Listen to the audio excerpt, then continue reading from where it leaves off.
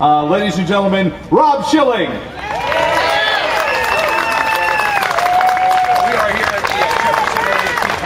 Hey, it's great to be with you today, and thanks for coming out. And it is still the Spending Stupid, and they haven't woken up in this building over here. And I want to say, I hope that you all have your shoes on, because right now you're standing on unholy ground. And you know what I'm talking about. You know, the concept today of It's Still the Spending Stupid assumes that the other side, the tax and spenders and the liberty robbers, they assume that they are doing this without knowing what they're doing, but I would not give them the benefit of the doubt. They know exactly what they're doing, and for the most part, there is an intentional grab at your liberty. There is malice in the opposition, and the sooner we're aware of that, the sooner we can address it with the appropriate tactics. You know, as I look at this building, I almost see that it should say SS Titanic across the top over there. As we are right now in the 100-year and one-day commemoration of the sinking of that ship, too big and too powerful to sink, too arrogant, ignoring all the signs of impending doom. And it's exactly what happens in this building, this den of iniquity called Charlottesville City Hall. But it is simply a microcosm of a sickness that has infected the United States of America. There is little to no preparation for disaster, and believe me, it's on the way. And the aftermath of this disaster will be similar, because it will be death and destruction in America. It will be economic death and destruction, but it may go beyond that, and we had better be prepared for that right now. And it's really the result of arrogance, of institutional arrogance, and people that believe that because they're in control, and this is a liberal mindset, because they're in control and you're not in control, that everything's going to be okay. You are best not to trust that. And it's also a result of ignorance, because the passengers on the Titanic, had they known of the arrogance, they would never have boarded the doomed ship. And so why we're here today is to make sure that people have no excuse for their ignorance. So why are we in trouble? Because there's a disconnect between the taxers and the liberty robbers, and the people whose taxes are being taken from them, and in many cases stolen from them, as they are here in Charlottesville. Some of you, although most of you are not old enough, will know of the Milgram experiment in the 1950s, where they got people together and they said, okay, there's somebody sitting here behind the curtain, and the other person sitting in front of the curtain had a little electric shock machine. And they said, you are to shock the person behind the curtain. And they kept shocking and shocking, even though they heard the screams, because they weren't seeing it, and they were not face to face with the person that they were attacking. And I think that it is a great analogy on the local scene to people like Dennis Rooker or Norris Hood in City Hall or David Toscano, who continue to shock us because they don't have to do it face to face. They can hide behind the curtain of government, that veil of darkness, and steal money from us for their pet projects and claim that they're doing it to help us. And you know what? It's a big lie, and they would never have the courage to remove our property and our freedom if they had to come up and stick their hand in your front pocket. But that's what they're doing! That's exactly what they're doing.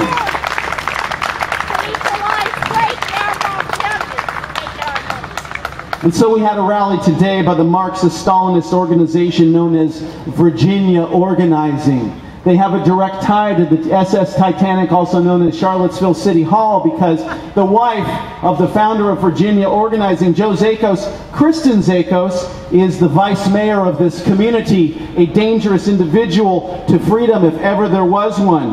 And this is a group that is comprised of takers, of people who would like to do nothing better than to club you over the head and rob you of everything and give it to somebody else because it buys them political power. And so they had a rally today to thank taxes. Let's think about this. Let's analyze this. Taxes are inanimate. Taxes are nothing that can receive thanks or be given thanks. So it is foolish to think that you can thank taxes on face value. But these are the sort of foolish platitudes that are put forward by the ignoramuses on the left in order to trick people and think that they're doing something good. But worse, they're thanking the beneficiaries of the taxes and not the taxpayers themselves. Who deserves the thanks? The money, the people where the money is coming from, or the people that the money is being appropriated towards, who are then allies in the fight to take more and more money? Hey, I'm very glad for the people that are doing their jobs who work for government, but their thanks is the big fat paycheck they get every single week and the deluxe benefit package. That's right. Amen, brother.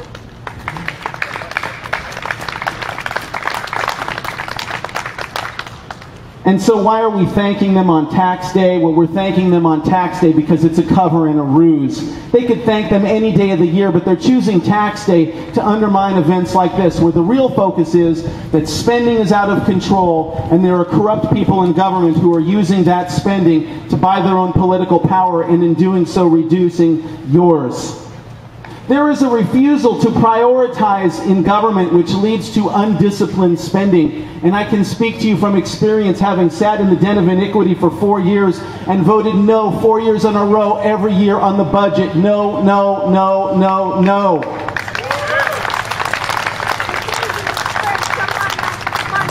You see why those on the left don't like it? Because it's an exercise in frugality, and they have never learned to say no. They make fun of those on the right and say they call the Republicans the party of no. But I say no is one of the first things that we teach our children if we're responsible, by slapping them on the hand when they do something wrong. And those on the left have never ever learned that it's a good thing to say no every once in a while, if not often. And so what else does it do when we prioritize? Well, it cuts out the ability to award favors. And what government is about, when you get corrupt politicians in, is let's see whose vote we can buy and how we can empower ourselves. This process of prioritization and having such a discussion at the outset of every budget and every year would lend the greatest transparency to the process, because what we would do is we would say, okay, what does the Constitution tell us about what government needs to do? We'll put those things up here on a pedestal. We'll see how much money we have. We'll pay for them. If there's any left over, then we will discuss the things that we want to do and see if there's any money for that. But they never want to ask those questions because they know where it leads. It leads to a prioritization that would diminish the amount of taxes that governments are taking from the taxpayers. And so I had an encounter the other evening when I was just down the mall here at Men Who Cook. And there were two guys having a discussion. One was a liberal and one was a conservative. And as always, the liberal said to the conservative when he was talking about cutting the size of government, well, where will you cut? And we know that's a liberal trick to put conservatives on the defensive, but we have to be ready for it. You see, it works unless you're ready, but we have to be ready. This year I was ready for that question because I did the Red Pen Report 1 and 2 on Charlottesville City Council, where I found $13 million of fat in their budget.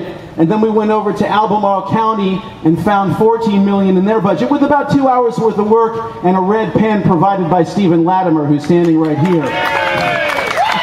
And what an investment it was. And I need to thank Carol Thorpe, because the Albemarle County government, with all their profligate spending, wouldn't cough up a paper budget for me to do this exercise.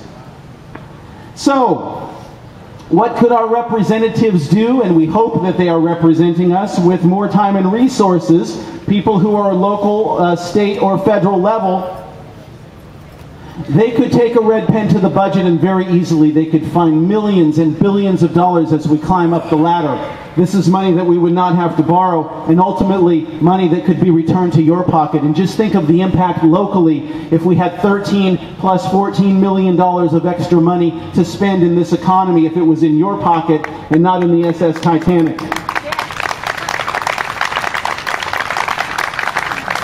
So we say, what about government services? And I say, this is not a restaurant, and I'm not in it for the service.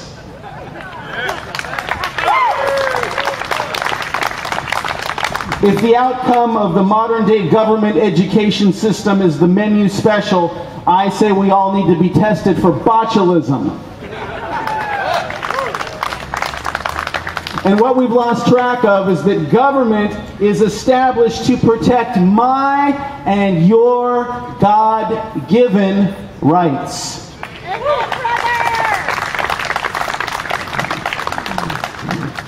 So our founders had it right, and they understood what happens when we get out of control with taxation and spending.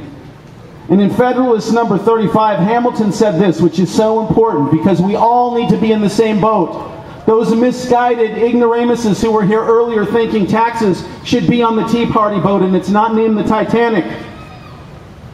Because Hamilton said no tax can be laid on land which will not affect the proprietor of millions of acres as well as the proprietor of a single acre. Every landholder will therefore have a common interest to keep the taxes on land as low as possible, and truer words were never spoken. And we can extend that to every single instance of taxation where there is a divide and conquer mentality, even locally and in this state now on property taxes, where people said, well, let's carve out these little groups of people here who are very deserving of a break. But what happens is it flies in the face of the warning in Federalist Papers about dividing and conquering us, and pretty soon you're going to be on the wrong end of that. So where has our freedom gone? It has been sucked up by the power-hungry politicians who will gladly accept everything that we'll give them. Hey, you take your hand out of your pocket and give them more money, they'll take it every single time. And along with that money comes your freedom. They are tied together. That is why the founders put such an emphasis on private property, because what is your money good for? It's good for securing your liberty through the ownership of private property.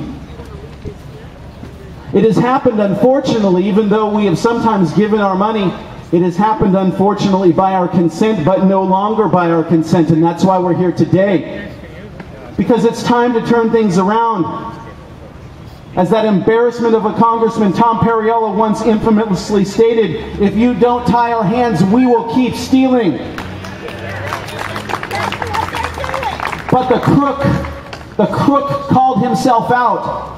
And 250,000 views in the national media of the video of Tom Perriello admitting to a Tea Party group, of all things, that he was stealing and that he needed the restraint of the voters in order to stop, was a truth that turned the nation on its ear, and I believe caught the attention of people across this country who are interested in turning things around. Men and women of character need to step up, and I'm preaching to the choir right now, because if you were not of character, you would not be here. And when I hear people disparaging the Tea Party and this movement across the country, I know they're speaking of things they know nothing of. Because as I look around the crowd, I see people of the utmost character. We need to develop and foster an understanding of limited government that is guided by the Constitution. And when we have people on the SS Titanic who are swearing an oath to the Constitution and are ignorant of the principles therein, then we're in big trouble. And so we need to step up and take the mantle. It is the spending stupid, it's also the stupid spending. And we could spend a whole nother speech on that one. But it's the corrupt leaders selling us down the river for their own profit and political power. It's the constitutional illiteracy taking that sworn oath and then violating it at every turn. It's a nation of passive sheep that America has become, sadly, being led to the economic slaughterhouse of socialism, and it's where we're headed if we don't wake up now. I want to get up there one night and paint SS Titanic on the side of City Hall, because I want us to remember that it's time to wrest control of the ship. We've hit an iceberg in America, but it's not too late to bail. And I'm not talking about the sort of bailing they do, because what they do is they throw the people overboard to save the ship. That's the wrong kind of bailing. Gerald Ford said a government big enough to give you everything you need is a government big enough to take away everything that you have. And we are well on our way, not only in Charlottesville and Albemarle, but in the United States of America. The time is short. The alarm is sounded. Disaster looms. The outlook is bleak. But our children and our nation are more than worth the sacrifice to save the Republic. Thank you.